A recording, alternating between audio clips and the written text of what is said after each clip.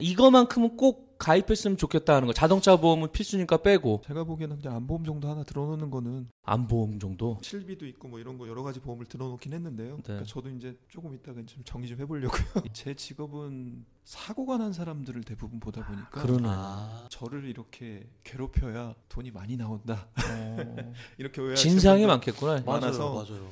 사실은 업무적으로 되게 어려워요. 스트레스 맞아요. 많겠다. 스트레스가 되게 진짜. 많은 직업이에요. 어떻게 하는 게 제일 현명한 거예요? 그냥 보험사 불러요? 서로 잘났다가 막 그런 사람 있잖아. 막 뒷목 잡고 내리잖아. 정황상 봤을 때 내가 잘못했다 싶으면 무조건 미안하다고 먼저 아. 얼굴 보고 얘기하는 게 좋죠. 말 한마디로 천냥빚 갚는다고 분쟁이 아. 돼서 이렇게 싸움이 되게 되면 그냥 원칙대로 할 수밖에 없어요. 도로교통법대로. 피해를 당했다라고 하면 가급적이면 현장에 대한 자료를 많이 축적해 놓는 게 좋겠죠. 뭐 사진 촬영을 해놓고 블랙박스 작동 여부도 확인해보고 네. 경찰에 신고한다든지 번호판 달고 다니는 자동차는 다 보험에 가입을 해야 되거든요. 그렇죠. 무조건 책임 예. 보험이 있어야 되니까 무조건 보험사에 연락을 먼저 하시는 게 좋을 것 같아요. 그러겠다. 보험사에 사람을 낳아달라. 근데 만약에 명함 주고 좋게 갔어. 또 갑자기 막 병원에 들어누워 있고 막 전화 오고 그러면 어떻게 해요?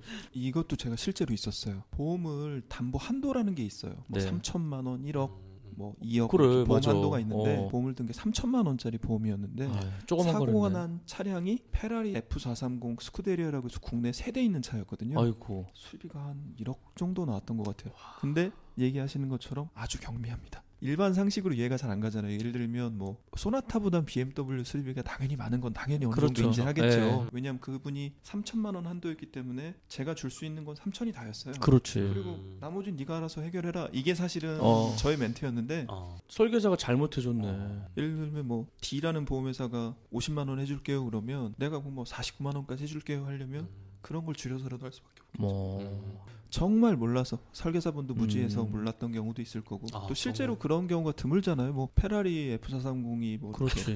벤틀리나 어디 뭐 예를 들면 게임에서나 해봤지 뭐. 예 포르쉐 같은 경우에도 실제로 보면 뭐 그 정도까지 가격을 하지 그럼 않거든요. 게임할 때 페라리 잘 고르거든 내가. 그렇죠. 엔초 페라리 막 이런 거.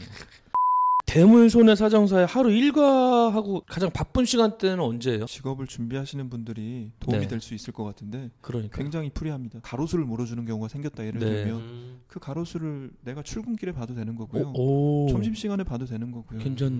그러니까 이제 실제로 안 보는 경우도 많아요. 왜냐하면 이게 정말로 맞는지 안 맞는지를 확인하기 위해서 물건을 보는 거지. 가드레일을 교환했다라고 하면 교환한 사진이 있으면 물론 이제 의도적으로 맘먹고 속이려고 그렇죠. 한다면 모를 수도 있겠지만 출퇴근하다가도 확인할 수도 있고요. 그럼요. 그렇기 때문에 그런 시간을 조율을 잘 만들면 굉장히 좋은 그죠, 직업이라고 오. 생각이라고 합니다. 일을 소홀히 할 수가 없는 게 재호주머니에서 나가는 돈이 아니다 보니까 기한을 만들잖아요. 그럼요. 회사가 공짜가 없다니까. 그러면 이 가로수를 물어주려고 내가 어떤 조사를 했고 어떤 게 이렇게 일을 했고 뭐가 있었다라고 페이퍼를 만들려면 회사에서 어느 정도 제법 일을 해야 돼요. 그러니까 우리 은행 업무 시간 끝나면 은행에서 문 닫고 사람들이 집에 가는 게 아니라 뭐 돈 다 맞춰본다며. 막 이러잖아요. 모자르면 그러잖아요. 자기가 채워넣는다대. 사실은 저는 아침 일찍 출근하고 늦게 퇴근해요. 대물 손해사정사들은 주로 하는 업무가 이제 금전적으로 보상해 주는 거네. 정확하게 대물 손해사정사라는 게요. 자동차 보험의 가입자들이 사람을 뺀 나머지 전부 다 물어주는 거예요. 뭐 강아지부터 진짜로? 뭐 집 보험사 약관에 보면 자동차 사고로 물어주지 말아야 될 게 있어요. 있어요. 예를 들면 현금 같은 거. 예. 현금이 망가졌습니다. 아, 그런 건 말이 안 되잖아. 근데 말이 안 되는데 있었어요. 아, 진짜로? 사기성 냄새 현금 난다. 다발이 예. 차에 밟혔는데 만약에 예를 들면 뭐 몇 장은 잊어버리고 몇 장이 없어졌다라고 하면 그럴 수 있잖아요. 유가증권. 어떻게 증명해 그리고 그걸? 예를 들면 뭐 시계? 이 손목시계 같은 경우도 비싼 것도 있지만 저렴한 것도 있잖아요. 네. 그러니까 이제 뭐 예를 들면 이거 비싼 거였다. 손목시계도 보상 처리 안 됩니다. 손목시계도 안 되고 근데 휴대폰은 돼요. 휴대폰은 되고 그러니까 이제 이게 그 약관에 다 써 있어요. 사람 빼고 전부 보상한다 그러셨는데 근데 안 되는 건 뭐예요? 시계하고 돈 말고. 기술품 같은 경우에는 보험 처리가 안 되는데 골동품이라고 얘기하는 건 보험 처리가 될 수 있어요. 아, 진짜로요? 예, 그러니까 뭐 예를 들면 뭐 오래된 화병이라든지 네.